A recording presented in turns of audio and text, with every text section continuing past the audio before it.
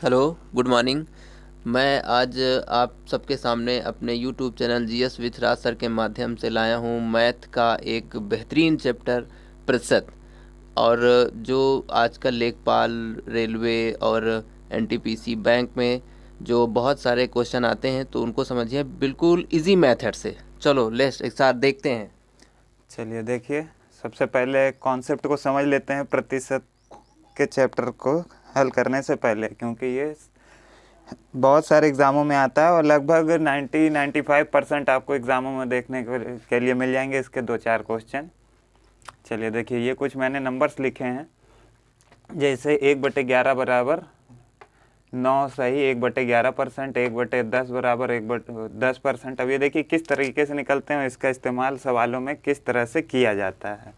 ठीक है, मान लीजिए किसी सवाल में आपसे पूछता है कि x का 11 सही 1/9% कितना होगा। x का 11 सही 1/9% कितना होगा। x का 11 सही 1/9% कितना होगा। ठीक है, तो इस तरह के सवाल लगाने के लिए इस तरीके का इस्तेमाल करेंगे। देखिए अब क्या करना है, x गुणे 11 सही 1/9 का मतलब 11 सही 1/9 का मतलब 1/9, तो सीधे हमें यहाँ पर 11 सही 1/9 को हटाकर 1/9 से इसमें गुणा कर देना है, तो आपका उत्तर आ जाएगा x/9। अब x की जगह कोई संख्या ले लेते हैं, जैसे 99 का 11 सही 1/9% कितना होगा। ठीक है, तो 99 गुणे 11 सही 1/9 की जगह रखना हमें 1/9, 9 से काट देंगे इसको, 9 एकम 9, 9 एकम 9, 11 एकम 11, इसका उत्तर हो जाएगा 11। इसी प्रकार से सारे ये जो लिखे हैं नंबर 1/11, 1/10, 1/9, इसको यूज़ कर सकते हैं अपने सवालों को आसान तरीके से और छोटा करने के लिए। ठीक है, चलिए अब एक अगला सवाल देख लेते हैं, इसी तरीके पर आधारित है। 220 का 9 सही 1/11% प्लस 27 का 33 सही 1/3% कितना होगा। ठीक है, तो 220 ऐसे लिख लेते हैं, का 9 सही 1/11% यानी 1/11 प्लस 27 का 33 सही 1/3% यानी कि 1/3। 11 से इसको काट देंगे, 220 को, 11 दूनी 22, 20, 3 से 27 को काट देंगे, 3 9 27, 20 प्लस 9 बराबर 29। इसका आंसर आ जाएगा आपका 29। बिल्कुल आसानी से। एकदम आसान मेथड से। चलिए फिर से एक बार इस सवाल को देख लेते हैं। 220 का 9 सही 11% प्लस 27 का 33 सही 1/3% कितना होगा। ठीक है, अब देखिए यहाँ पर 220 और ये का की जगह हम गुणे का निशान का इस्तेमाल करेंगे। 220 गुणे 9 सही 1/11 की जगह रखेंगे 1/11 प्लस 27 का की जगह गुणे का निशान, 33 सही 1/3, यहाँ देखिए 33 सही 1/3 का मतलब 1/3, 1/3 रख दिए, 3 से 27 को काट लिए, 3 9 27 और 11 से 220 को काट लिए, 11 दूनी 22, 20 प्लस 9 29। इसका आंसर हो जाएगा 29। चलिए अभी इसका बेसिक कॉन्सेप्ट देखिए कि किस तरह से, अगर इसको बेसिक कॉन्सेप्ट से हल करते तो किस तरह से हल होता बिना इस टेबल के। ठीक है, तो 220 का मतलब गुणा, और 9 सही 1/11 को हम साधारण भिन्न में बदल लेते हैं, उसके लिए 11 से 9 में गुणा करेंगे, उसके बाद एक उसमें जोड़ देंगे, 11 9 ये 99 और 1 100, 100/11 बनता है ये। और जहाँ भी प्रतिशत का साइन होता है हमेशा उसके बटे में 100 आ जाता है, तो प्रतिशत का साइन ऊपर था निशान, इसके नीचे में 100 आ जाएगा प्लस 27 गुणे, इसको भी साधारण भिन्न में बदल लेंगे, 33 तिहाई 99 और 99 और 1 100, 100/3 और फिर प्रतिशत का निशान ऊपर है तो इसके नीचे लगेगा 100। ये देखिए 100 से 100 यहाँ कट गया, ये 100 से 100 कट गया, 11 से 220 कट गया 20 बार में, 3 से 27 कट गया 9 बार में, 20 + 9 बराबर 29। इसका आंसर हो जाएगा आपका बेसिक कॉन्सेप्ट से 29। चलिए अगला सवाल देखते हैं।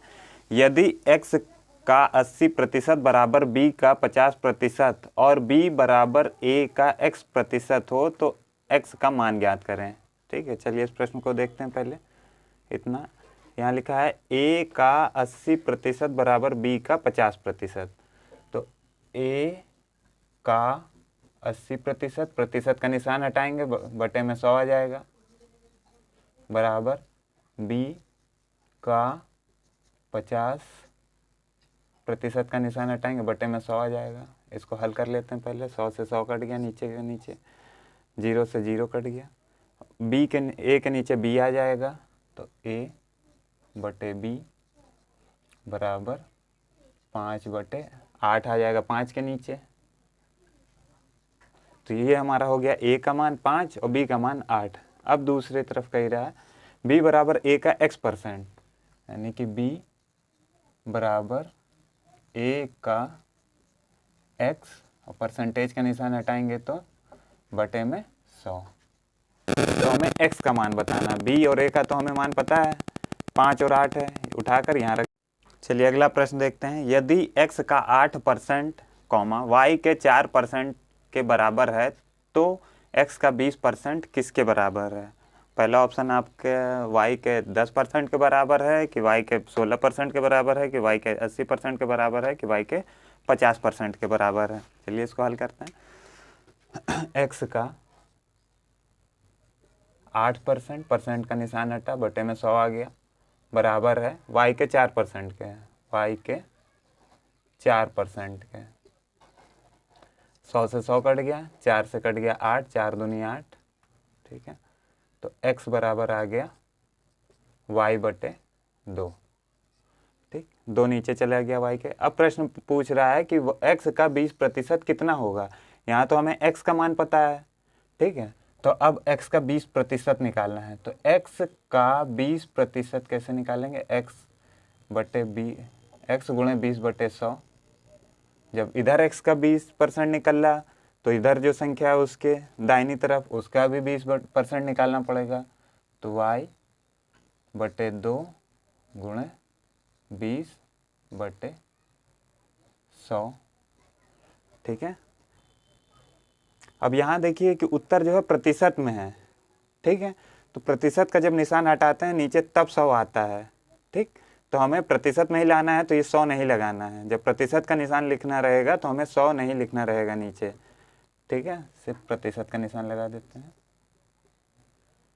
ओके, 2 से काट लेते हैं 20 को, 2 धाम 20। तो आ गया x का 20% बराबर है y के 10% के। y के 10% के आंसर ए वाला सही है। फिर से देख लीजिए एक बार। यदि x का 8% y के 4% के बराबर है तो x का 20% किसके बराबर है? x का 8% बराबर है y के 4% के। 100 से 100 कट गया, 4 से 8 कट गया, 4 दूनी 8, 2 नीचे चला गया y के, तो x का मान आ गया y बटे 2। अब इधर दोनों तरफ का 20% निकाल देते हैं। उत्तर प्रतिशत में देना था इसलिए प्रतिशत के निशान को हटाएंगे नहीं। जब हटेगा नहीं तो नीचे 100 भी नहीं आएगा। ठीक है, तो x गुणे 20% बराबर y बटे 2 का भी 20%। ठीक, अब 2 से ये 20 कट गया 10 बार में, तो उत्तर क्या गया? x का 20% बराबर y का 10%। आंसर ए वाला सही है। चलिए अगला सवाल देखिए। दो संख्या का अंतर उनके योग का 15% है तो बड़ी संख्या तथा छोटी संख्या का अनुपात क्या होगा? मान लेते हैं हम दो संख्या x और y, जिसमें बड़ी है x और छोटी है y। तो बोल रहा था दो संख्या का अंतर, इधर दिखा देते हैं अंतर, दोनों संख्या का अंतर उनके योग का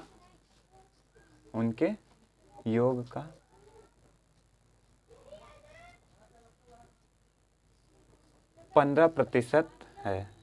उनका अंतर योग का का जहाँ लगा होता है वहाँ गुणे का निशान लगता है। का 15 प्रतिशत, प्रतिशत का निशान हटा, बटे में 100 आ गया। चलिए 5 से काट लेते हैं ऊपर नीचे, 5 नहीं 15, 5 से 100 को काट लेते हैं, 5 दूनी 10। 20 का इधर गुणा करा देते हैं x माइनस वाई में, तो 20 का पहले x में गुणा हुआ तो 20x माइनस 20 का y में गुणा हुआ तो 20y, 3 का x में गुणा हुआ 3x प्लस 3y। x को इधर ला के 20 से घटा देंगे तो 20 में से 3 गया 17x, और ये जो 20y है उधर जाके प्लस में हो जाएगा, तो 20 में 3 जुड़ जाएगा तो 23 हो जाएगा, 23y। y को यहाँ नीचे ले आएंगे बटे में, और 17 को यहाँ नीचे ले आएंगे, तो x बटे y का मान हो जाएगा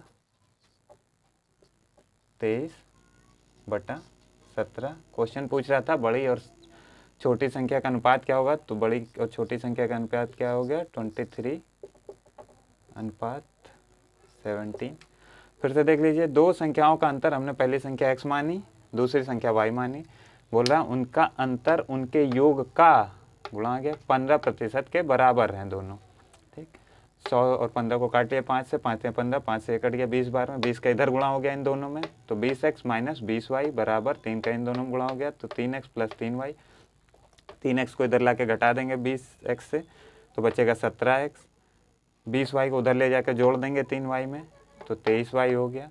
y को नीचे कर लेंगे, 17 को इधर नीचे कर देंगे, तो x बटे y का मान आ गया 23/17। इसको अनुपात में लिख देंगे तो 23:17 इसका उत्तर हो जाएगा। चलिए अगला सवाल देखते हैं। 10,000 के 33 सही 1/3% का 0.15% कितना होगा। ठीक है, तो 10,000 के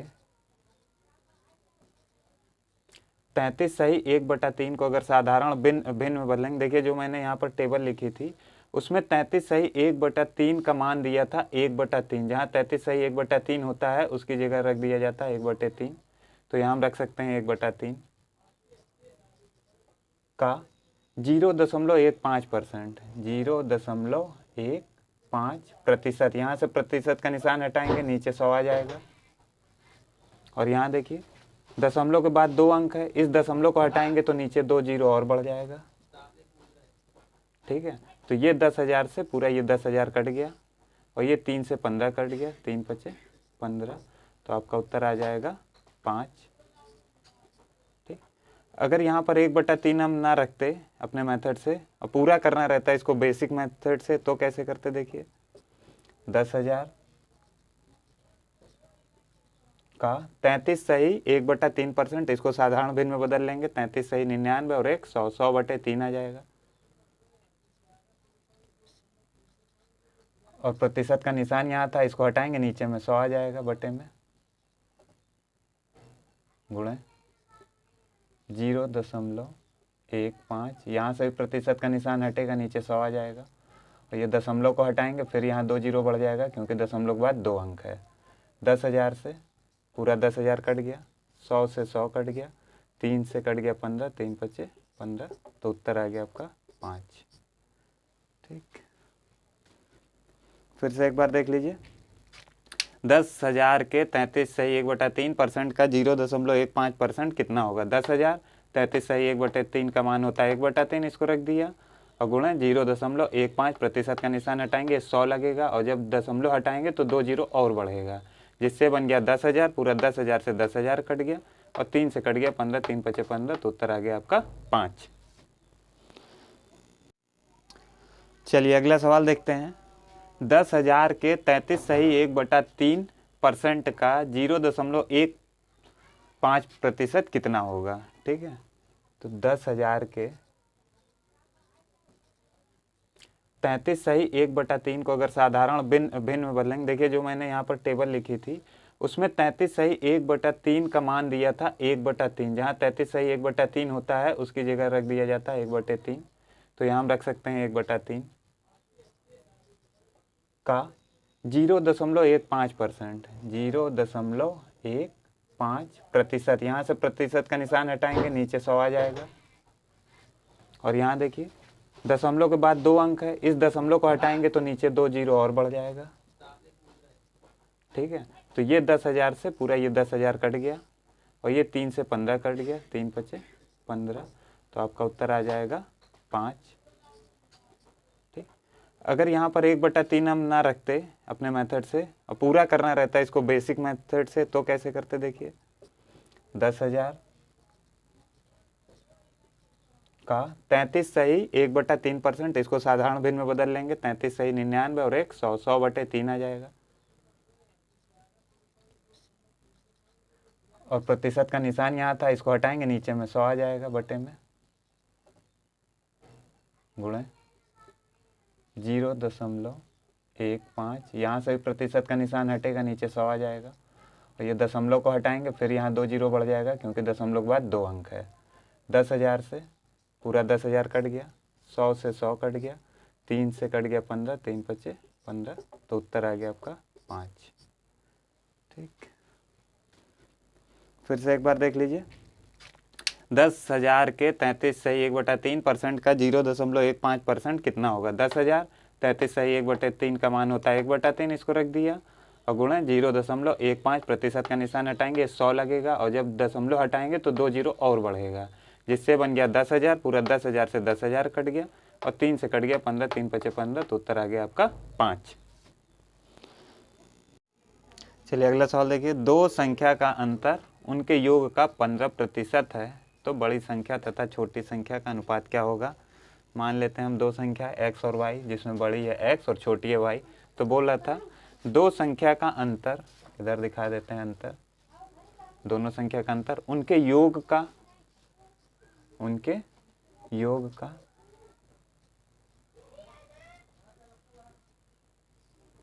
15% है। उनका अंतर योग का जहाँ लगा होता है वहाँ गुणे का निशान लगता है, का 15%, प्रतिशत का निशान हटा, बटे में 100 आ गया।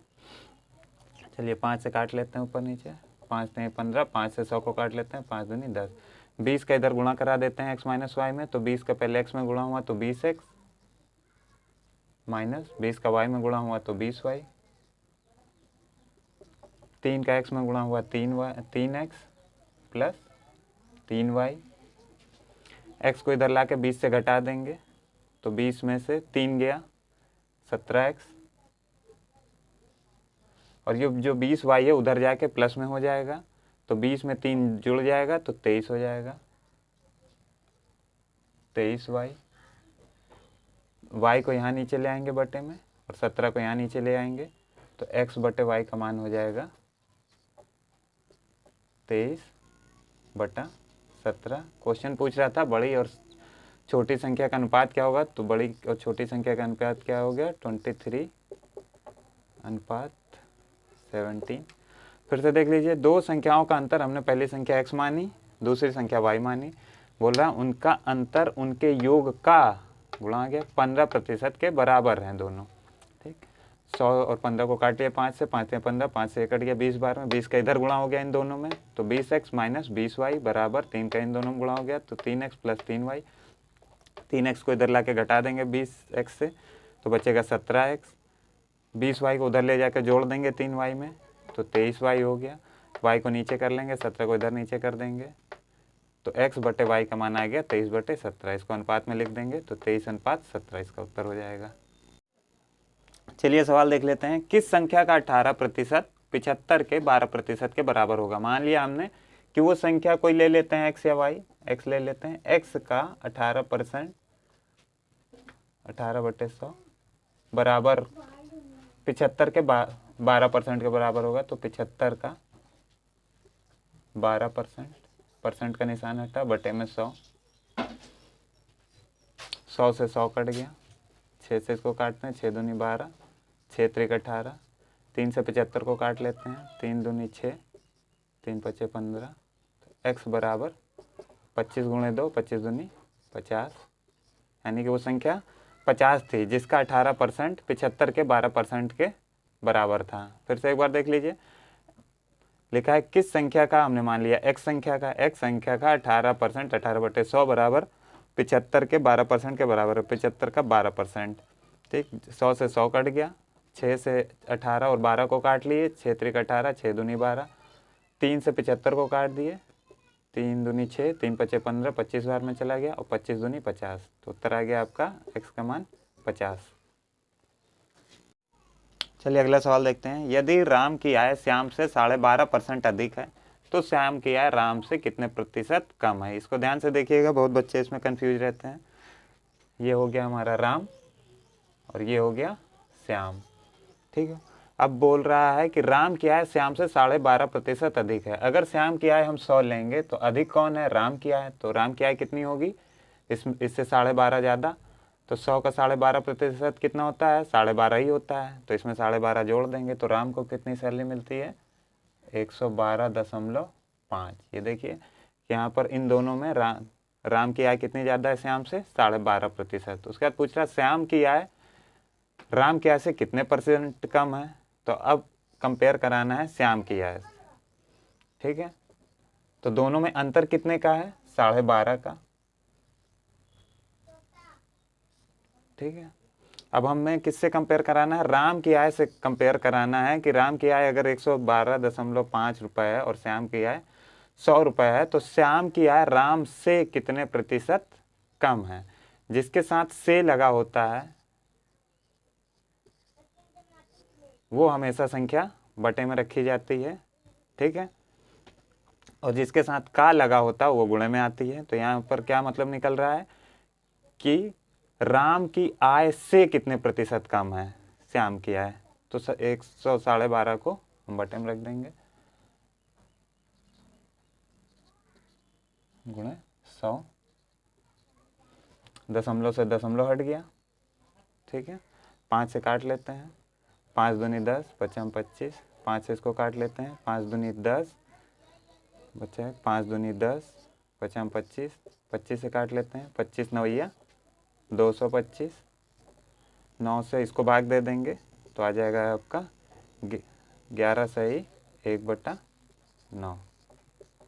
देखिए इस तरह से भाग दे लेंगे, 9 भागित 100, 9 एकम 9 बचा 1, 10, 9 एकम 9, 1।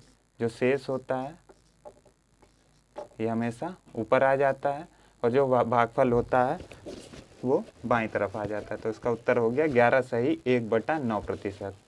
तो श्याम की आय जो है वो 11 सही 1/9% कम है राम की आय से। तो उत्तर नंबर ऑप्शन इसका ए सही है।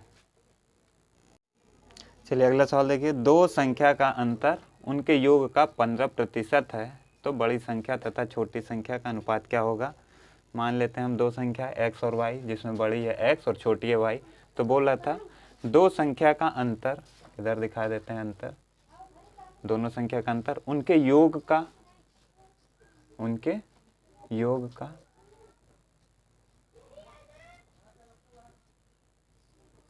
15% है। उनका अंतर योग का जहाँ लगा होता है वहाँ गुणे का निशान लगता है, का 15%, प्रतिशत का निशान हटा, बटे में 100 आ गया। चलिए 5 से काट लेते हैं ऊपर नीचे, 5 नहीं 15, 5 से 100 को काट लेते हैं, 5 दूनी 10, 20 का इधर गुणा करा देते हैं x माइनस वाई में। तो 20 का पहले x में गुणा हुआ तो 20x माइनस 20 का y में गुणा हुआ तो 20y, 3 का x में गुणा हुआ 3x प्लस 3y। x को इधर ला के 20 से घटा देंगे तो 20 में से 3 गया 17x, और ये जो 20y है उधर जाके प्लस में हो जाएगा तो 20 में 3 जुड़ जाएगा तो 23 हो जाएगा, 23y। y को यहाँ नीचे ले आएंगे बटे में और 17 को यहाँ नीचे ले आएंगे तो x बटे y का मान हो जाएगा 23/17। क्वेश्चन पूछ रहा था बड़ी और छोटी संख्या का अनुपात क्या होगा, तो बड़ी और छोटी संख्या का अनुपात क्या हो गया 23:17। फिर से देख लीजिए, दो संख्याओं का अंतर हमने पहली संख्या x मानी, दूसरी संख्या y मानी। बोल रहा उनका अंतर उनके योग का गुणा गया 15% के बराबर हैं दोनों, ठीक। 100 और 15 को काट लिया 5 से, 5 में 15, 5 से कट गया 20 बार में, 20 का इधर गुणा हो गया इन दोनों में तो 20x माइनस 20y बराबर 3 का इन दोनों में गुणा हो गया तो 3x प्लस 3y। 3x को इधर ला के घटा देंगे 20x से तो बचेगा 17x। 20y को उधर ले जाकर जोड़ देंगे 3y में तो 23y हो गया। y को नीचे कर लेंगे, 17 को इधर नीचे कर देंगे तो x बटे y का मान आ गया 23/17। इसको अनुपात में लिख देंगे तो 23:17 इसका उत्तर हो जाएगा। चलिए अगला प्रश्न देखिए। एक व्यक्ति का मासिक वेतन 13,500 रुपये है और उसका मासिक खर्च 9,000 रुपये है। अगले वर्ष उसका वेतन 14% बढ़ जाता है और खर्च 7% बढ़ जाता है, तो उसकी बचत में प्रतिशत वृद्धि ज्ञात करें। ठीक है, तो यहाँ देखिए वेतन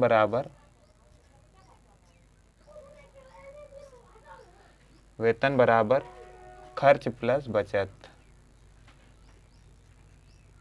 खर्च और बचत को अगर मिला दिया जाए तो वेतन बन जाएगा। ठीक है, तो वेतन था उसका 13,500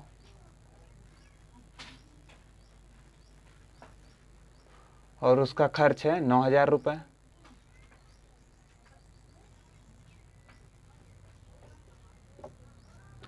अब देखिए कि 13,500 रुपये उसने कमाए, 9,000 खर्च कर दिए, तो बचाए कितने? 4,500।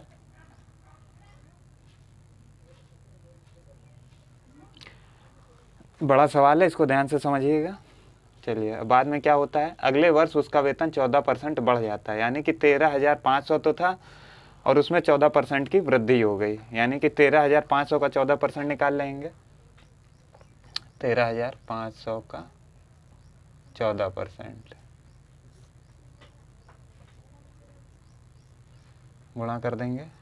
14 पंचे 70 का 0, 8 से 7, 14 28 14 42, 42 7 49 का 9, 8 से 4, 14 कम 14 4 18, यानी कि 1,890 रुपये और बढ़ गए उसके वेतन में। तो अब नया वेतन कितना हो गया, इन दोनों को जोड़ देते हैं क्योंकि 1,890 की अब वृद्धि हो चुकी है। तो 13,500 इसी में जोड़ देते हैं।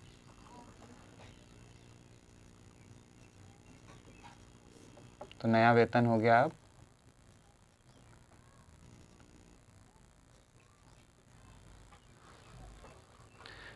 15,390 रुपये। ठीक है, और उसके खर्च में अब कितनी वृद्धि हो गई है? 7% की वृद्धि हो गई है, यानी कि पहले खर्च कर रहा था 9,000, तो अब 9,000 में उससे 7% और ज़्यादा खर्च कर रहा है, तो 9,000 का 7% निकाल देते हैं।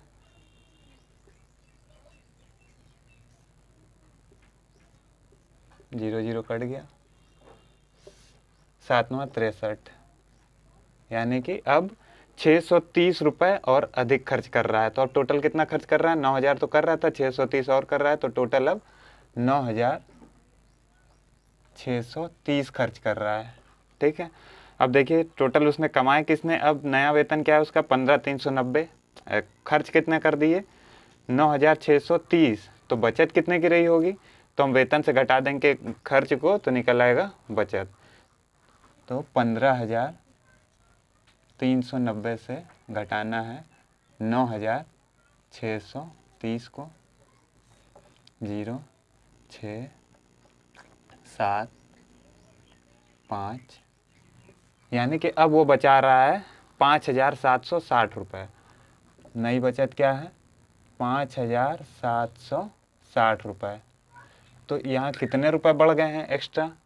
देखिए 1,260 रुपये टोटल वृद्धि हो गई है। अब इसको प्रतिशत में बताना है कि ये 4,500 का कितने प्रतिशत है, तो 1,260 बटे 4,500 गुणा 100, 0 0 कट गया,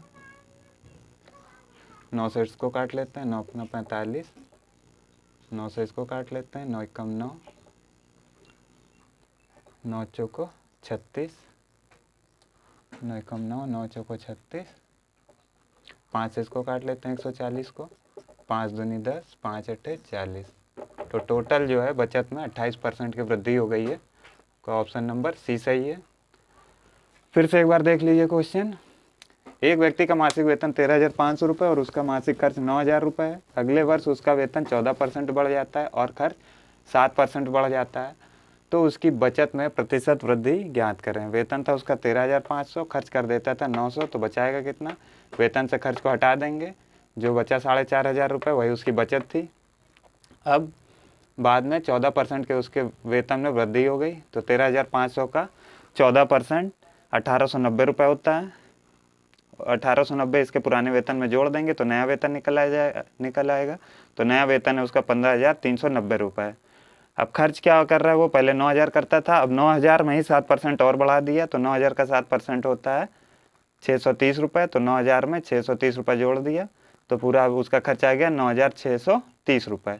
अब कमा रहा है 15,390 और खर्च कर रहा है 9,630, तो बचत कितनी करेगा? इन दोनों को घटा देंगे, अब आ गया 5,760 रुपये की उसकी अब बचत है। पहले कितने की थी? 4,500 की। अब कितने की है? 5,760 की। दोनों का अंतर ले लेंगे, 1,260 ज़्यादा अब खर्च कर रहा है, बचत कर रहा है। बचत का प्रतिशत पूछा था, रुपए में नहीं, इसलिए इसको प्रतिशत बदलेंगे। तो 4,500 का 1,260 रुपये कितने प्रतिशत है? तो 1,260 बटे 4,500 गुणे 100, 0 से 0 काट दिया, 9 से 45 काटा, 9 45, 9 से इसको काटा, 140 बार में कटा, 5 से 140 को काट दिया, 28%। तो इसकी नई बचत जो है वो 28% की है। चलिए अगला सवाल देखते हैं। एक्स के पास वाई से 2 गुना रुपया है और वाई के पास जेड से 50% अधिक रुपए हैं। यदि तीनों का रुपए का औसत 110 है तो एक्स के पास कितने रुपए हैं? एक्स के पास वाई से 2 गुना है, तो चलिए पहले इन तीनों का रेशियो बना लेते हैं, एक्स, वाई और जेड का। ठीक, एक्स के पास 2 गुने रुपए हैं, अगर वाई के पास 1 रुपये होंगे तो एक्स के पास कितना होगा? 2 रुपये। और बोल रहा वाई के पास जेड से 50% अधिक है। इधर जरा वाई जेड का एक बना के दिखा देता हूँ मैं, वाई जेड। अगर बोल रहा है वाई के पास जेड से 50% अधिक है, अगर जेड के पास 100 होंगे तो वाई के पास कितने होंगे? इससे 50 ज़्यादा, यानी कि 150। ठीक, 0 0 कट गया, 5 से इसको काट ले, 5 ने 15, 5 दूनी 10, यानी कि वाई और जेड का रेशियो क्या है? 3 और 2 का। ठीक है, और यहाँ पर y का मान है 1, यहाँ पर है 3, इन दोनों को बराबर कराना है, तो इसमें सिर्फ हमें गुणा करना पड़ेगा 3 का, और इस 1 का यहाँ गुणा, इस 3 का ऊपर में गुणा और इस 1 का नीचे में गुणा। अब 3 दूनी 6, 3 एकम 3, और इसका 1/3 होगा, उसको एक ही बार लिखा जाता है, और 1 का गुणा 2 में, तो 2 एकम 2, यानी कि x के पास 6 रुपये हैं, y के पास 3 रुपये हैं और z के पास 2 रुपये हैं। ये रेशियो बना तीनों का। अब उसके बाद बोला गया है कि उनके रुपयों का औसत 110 है, यानी कि 3 लोग हैं और तीनों का औसत 110 है। तो टोटल रुपए निकालने के लिए जितने भी संख्याओं का औसत दिया है, जैसे 110, जितनी संख्याएं थी उस संख्याएं थी उससे गुणा कर देंगे तो मेरे पास टोटल रुपए पता चल जाएंगे कि तीनों के पास मिलाकर टोटल रुपए कितने हैं। ये टोटल रुपए नहीं है, उसका औसत है। तो टोटल रुपए निकालने के लिए जितने लोग थे उसी से औसत में गुणा कर देंगे, तो 110 330, और यहाँ पर तीनों संख्या मिला के कितनी हो रही? 6 3 9 2 11, यानी कि टोटल 11 भाग हैं किए गए हैं 330 के, और जिसमें से हमें निकालना है x का। तो x का भाग है 6, तो 6 से गुणा कर देंगे यहाँ पर।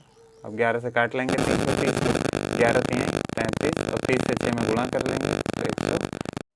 चलिए अब ये क्वेश्चन देखिए, बहुत ज़्यादा इंपॉर्टेंट क्वेश्चन है। चीनी की कीमत में 20% की कमी हो जाती है तो एक व्यक्ति 36 रुपये में 500 ग्राम चीनी अधिक खरीद सकता है, तो चीनी का आरंभिक मूल्य क्या है?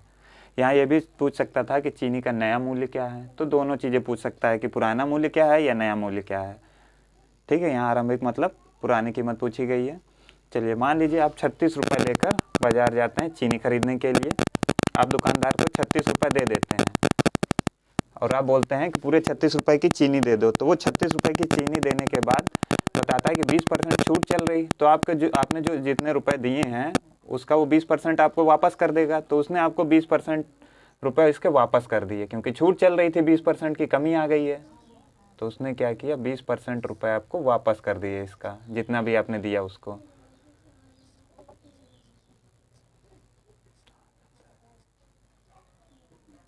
यानी कि उसने आपको 7.20 रुपये वापस कर दिए। ठीक, अब आपने बोला कि जो रुपए बचे हैं इसकी मैं और चीनी खरीद लेता हूं, तो आपने वो भी पैसे दे दिए और कितनी एक्स्ट्रा चीनी खरीद ली? 500 ग्राम। यानी कि 500 ग्राम आपको चीनी आपके बचे हुए पैसे पे मिली, यानी कि 7 रुपये 20 पैसे में कितनी आपने चीनी ले ली, आधा किलो। ठीक है, तो 500 ग्राम चीनी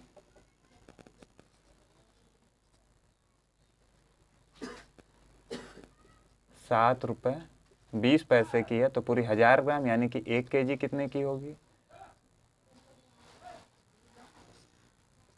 7.5/500 गुणे 1000, 500 दूनी 1000, 2 का इसमें गुणा कर देते हैं, यहाँ पर 7.20 है, 7 दूनी 14, 2 दूनी 4, 14.40।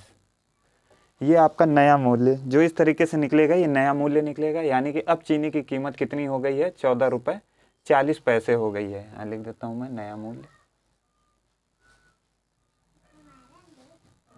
अगर नया मूल्य पूछता तो हम बताते कि अब चीनी जो है वो ₹14.40 में 1 किलो मिल रही है, लेकिन पूछा क्या है, आरंभिक कीमत। ठीक है, चलिए आरंभिक कीमत निकाल लेते हैं। अब इसके आगे क्या करना है, अब आगे हमें ₹14.40 जो है वो, अब देखिए जो चीनी की जितनी भी कीमत थी उसमें 20% की कमी आ चुकी है, यानी कि मान लीजिए अगर पहले 100% थी तो 20% अब उसमें कमी आ गई है, तो अब कितनी हो गई है, 80% पे ही मिल रही है। तो जो हमारा मूल्य होगा वो भी तो सिर्फ 80% होगा अब, और पुराना मूल्य क्या था, पूरा 100%। तो जो ये मान है ₹14.40 ये सिर्फ 80% है, और हमें चाहिए पुराना मूल्य यानी कि 100%। ठीक है, जीरो हटा देते हैं, दशमलव बाद कोई संख्या उसके बाद जीरो का कोई मतलब नहीं होता। ये दशमलव हटाकर यहाँ जीरो बढ़ा देते हैं, 2 जीरो से 2 जीरो कट गया, 4 से इसको काट लेते हैं, 8 से काट देते हैं सीधे, 8 एकम 8, 8 अट्ठी 64, यानी कि जो मेरा पुराना मूल्य था वो 18 रुपये का 1 किलो थी चीनी, और उसमें 20% की कमी आ गई जिसके कारण वो ₹14.40 मिलने लगी। तो पुराना कीमत क्या है, 18 रुपये। फिर से एक बार देख लीजिए, 36 रुपये में चीनी थी, 36 रुपये आप लेकर गए मार्केट, आपने पूरे रुपए की चीनी देने के लिए बोला, 20% की छूट चल रही थी, उसके बाद दुकानदार ने आपको 36 रुपये का 20% वापस कर दिया क्योंकि कमी हो गई थी उसके मूल्य में, तो उसने आपको ₹7.20 वापस कर दिए। आपने उस ₹7.20 में उससे कहा कि इसमें भी चीनी दे दो, तो उसने आधा किलो चीनी यानी 500 ग्राम चीनी आपको दे दी। तो आधा किलो ₹7.20 में है, तो पूरा 1 किलो जस्ट इसी का डबल हो जाएगा, यानी ₹14.40 की आपको 1 किलो मिल गई। तो ये नया मूल्य हमेशा निकलता है इस मेथड से। उसके बाद क्या करेंगे कि पुराना हमने 100 माना और छूट होने के बाद भी इसकी वो 80 में चलने लगा है अब रेट, ये नया मूल्य है, यानी कि ये 80% के बराबर है। तो 80% अगर 14.40 है तो पूरा 100% कितना होगा, तो 14.40/80 गुणा 100, दशमलव हटा के जीरो बढ़ा था, 2 जीरो कट गया, 144 से काट दिया 8 से, 18 अठे 144, 18 रुपये। तो पुराना मूल्य है जो चीनी का 18 रुपये पर केजी है। अगला सवाल देखते हैं, एक संख्या में 20% की वृद्धि के बाद 25% कमी कर दी जाए से प्राप्त परिणाम का अंतर 36 है, तो संख्या ज्ञात कीजिए। तो पहले क्या वृद्धि हो गई है, मान लिया मेरी पुरानी संख्या 100 थी, 20 वृद्धि के बाद वो 120 हो गई, फिर इसी में 25 की कमी कर दी गई तो 75 हो गई, यानी कि पहले 20 बढ़ा दिया गया, बाद में 25 कम कर दिया गया, तो बाद में 75 हो गई। अब इन दोनों का अंतर कितना आ गया प्रतिशत में, 45 का। 45% जो है कितने के बराबर यहाँ पर दिया, दोनों का अंतर कितने का हो गया, 45% का अंतर जो है 36 के बराबर है। तो हमें क्या पता करना, पूरी संख्या यानी कि उस संख्या का पूरा 100% कितना होगा, यानी वो खुद संख्या कितनी थी। तो 100% बराबर 36/45 गुणे 100, 9 से काट लेते हैं, 9 को 9 45, 9 चौको 36, 5 इसको काट लेते हैं, 5 दूनी 10, तो 20 चौको 80, वो संख्या थी आपकी 80। अब इसी तरीके के और सवाल देख लीजिए, ध्यान से अब समझिए थोड़ा। मान लीजिए कोई संख्या है, किसी संख्या में पहले 20% बढ़ाया गया और फिर 10% कम कर दिया गया। ठीक है, पहले जो संख्या थी उसमें 20% की बढ़ोतरी हुई और बाद में 10% की कमी हुई, तो मूल संख्या पर क्या प्रभाव पड़ा। मूल मान लिया हमने 100% था, तो मूल संख्या कितने प्रतिशत कम या ज़्यादा हो गई लास्ट में। ठीक है, तो पहले क्या हुआ कि 20% बढ़ी, तो 20% बढ़ने का मतलब है कि 100 का 20% 20 होता है, यानी कि 120 हो गई। और बाद में 10% घटी, तो 120 का ही 10% कम कर देंगे, तो 120 का 10% होता है आपका 12 इससे कम कर देंगे, तो 120 में 12 घटाएंगे तो 108 बचा।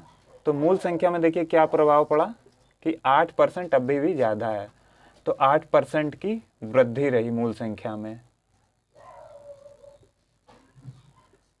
और समझ लीजिए इसी तरह के 2-4 सवाल।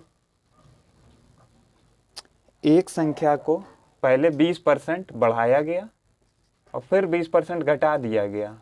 फिर से वही सवाल है, वैसा ही कि मूल संख्या पर फिर क्या प्रभाव पड़ा। तो पहले 20% बढ़ाया गया, यानी कि 100 में 20 की वृद्धि हो गई तो 120 हो गया, और फिर बाद में 20% की कमी हो गई।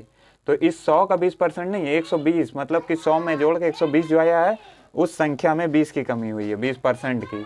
तो इस संख्या का 20% निकाल देंगे तो आपका आ जाएगा, देखिए कैसे निकालेंगे, 120 का 20%, 0 0 कट गया, 12 दूनी 24, यानी कि जो 120 था उसमें 24 की फिर कमी आ गई, क्योंकि 20% घटा दिया गया है, तो 24 इससे कम कर देंगे, हमारा बचेगा 96।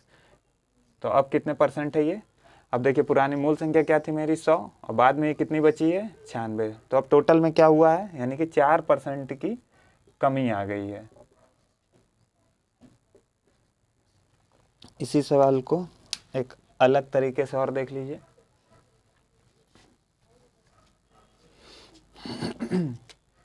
इसको हमने मान लिया A, इसको B। जो बढ़ेगा उसको प्लस में रखना है, जो घटेगा उसको माइनस में रखना है। हो सकता है कि ये दोनों बार घटती, कि एक संख्या है वो 2 बार घट ही रही है। पहली बार में भी 20% कमी आ गई, दोबारा जो बची है उसमें फिर से 20% की कमी आ गई, तो फिर से उसमें क्या टोटल में प्रभाव पड़ गया। और मूल संख्या हमेशा 100 मानी जाती है, यहाँ भी 100 मानेंगे, यहाँ भी 100 मानेंगे। ठीक है, अब इसको करने का क्या तरीका है, पहली को A मानेंगे, दूसरी को B मानेंगे। तो A plus B plus AB बटे 100 से आपका पता चल जाएगा कि मूल संख्या में क्या परिवर्तन हुआ। जो प्लस में है उसको प्लस में रखना है, जो माइनस में है उसको माइनस में ही रखना है। तो ये हमारा प्लस में है, इसको 20 लिख दिया प्लस में, B हमारा माइनस में, इसको माइनस में लिखना है। और एक था प्लस में, एक था माइनस में, यानी कि प्लस गुणे माइनस क्या बनाता है आपका माइनस। तो यहाँ जो आएगा माइनस का निशान आ जाएगा इस प्लस की जगह। A गुणे B यानी कि 20 गुणे 20 बटे 100। एक प्लस का 20 है, एक माइनस का 20 है, तो 20 से 20 घट गया, खत्म। ये तो 0 से 0 कट गया, 2 दूनी 4, तो यहाँ टोटल 4% की कमी आ गई। ऐसे भी निकलता है। या अभी ऐसे ही करेंगे, दोनों माइनस में है, देखिए इसी फॉर्म इसमें रख देते हैं, 20 माइनस का फिर माइनस का 20, क्योंकि दोनों माइनस में, और माइनस माइनस जब गुणा हुआ इन दोनों का तो प्लस हो गया, प्लस का 20 गुणे 20 बटे 100, 20 20 हो गया, माइनस का 40, 0 0 कट गए, 2 दूनी 4 प्लस का 4, 40 में 4 गया, माइनस का 36। माइनस का जो निशान होता है वो क्या इंडिकेट करता है कि कमी हो रही है, और प्लस का निशान क्या इंडिकेट करता है कि वृद्धि हो रही है। तो 36% की यहाँ पर मूल संख्या में कमी हो गई है आपकी। ठीक है, अब एक सवाल और देख लीजिए जो आयत वृत्त में पूछे जाते हैं कि एक वृत्त है, मान लीजिए ये वृत्त है, इसकी त्रिज्या कितने भी हो, मान लिया हमने R रेडियस इसकी, अगर इसकी त्रिज्या में 10% की वृद्धि कर दी जा रही है तो इसको क्षेत्रफल में कुल कितनी वृद्धि हो जाएगी। ठीक है, तो फॉर्मूला क्या होता है यहाँ पर इसके क्षेत्रफल का वृत्त के, पाई R स्क्वायर। यहाँ पर हमें पाई चाहिए नहीं होता है, क्योंकि उत्तर जो है सिर्फ प्रतिशत में देना है। ठीक है, तो यहाँ पर भी हम वो अपना फॉर्मूला इस्तेमाल भी कर सकते हैं। तो आर है जो वो 10% बढ़ रही है, 10%। और यहाँ देखिए आर कितनी बार गुणा हो रहा है, 2 बार, यानी कि इसको हम लिख सकते हैं आर गुणे आर।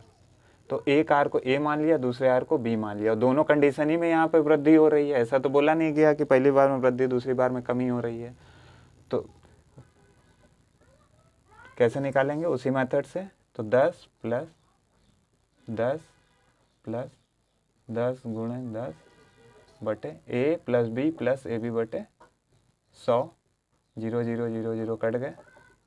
ये कितना आ गया, 10 10 20 और 21, यानी कि टोटल उसके क्षेत्रफल में 21% की वृद्धि हो जाएगी। अब देखिए आयत से संबंधित एक प्रश्न देख लेते हैं। एक आयत है, मान लीजिए बोला जाता है कि एक आयत है, पहले उसकी लंबाई में 10% की कमी की जाती है और उसकी चौड़ाई में 20% की वृद्धि कर दी जाती है, तो उसके क्षेत्रफल में क्या प्रभाव पड़ेगा। फिर से ये हमारा ए है, ये बी है, ठीक है।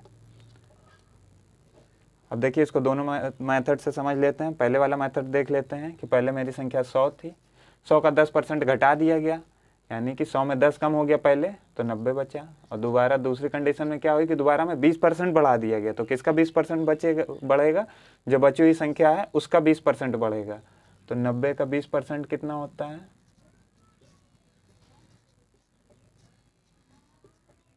5 कम 5 18 होता है। तो इसमें 18 की वृद्धि हो गई, यानी कि संख्या हमारी कहाँ पहुँच गई, 108, यानी मूल संख्या से कितनी ज़्यादा हो गई, 8%। तो इसके क्षेत्रफल में कितने की वृद्धि हो गई, 8% की। अब इसको दूसरे मेथड से समझ लेते हैं। पहले को मान लिया ए, दूसरे को मान लिया बी, एक माइनस में एक प्लस में रख देते हैं। माइनस का 10 प्लस का 20 माइनस 10 गुणे 20 बटे 100, 0 0 0 0 कट गया, 10 में 10 घट गया, बचा आपका 10 और 2 एकम 2 माइनस का 2, 10 में 2 गया 8, ये प्लस में आया, यानी कि इसके क्षेत्रफल में 8% की वृद्धि हो जाएगी कुल, ठीक है।